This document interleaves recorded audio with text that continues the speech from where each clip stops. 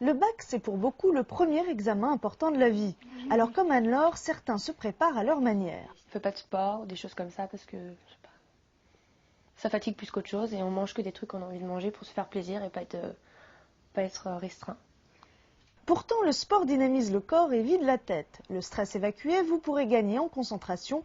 Mais pour être au top, votre premier atout, c'est l'alimentation. Donc pour l'alimentation, déjà des choses simples, pas de carence, pas de déséquilibre au niveau des repas, c'est-à-dire bien conserver les 4 repas qui sont importants pour justement l'évolution de la journée de l'enfant, et en particulier le petit déjeuner qui doit être très important, comporter un laitage, un fruit si possible, et puis du pain, des sucres lents, ça c'est très important pour pouvoir bien commencer la journée et justement avoir une bonne activité de révision, concentration et d'acquisition en fin de matinée. Sachez que le cerveau utilise 20% de l'énergie apportée par les aliments.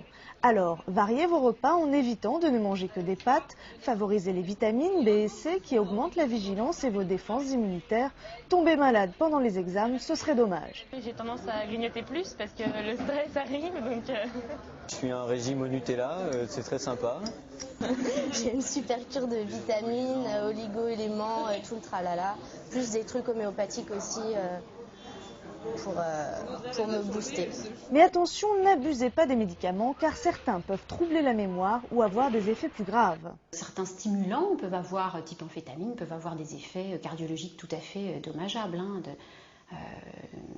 des modifications au niveau du muscle cardiaque, hypertrophie, des choses potentiellement graves. Évitez aussi les excitants comme le café ou l'alcool pour préserver votre sommeil. Quand même au moins 8 heures, donc 5-6 heures de sommeil, on a prouvé qu'il y avait quand même une lenteur de l'idéation, de la réflexion, toutes les activités créatives, etc. Donc ça a un retentissement certain sur l'efficience intellectuelle.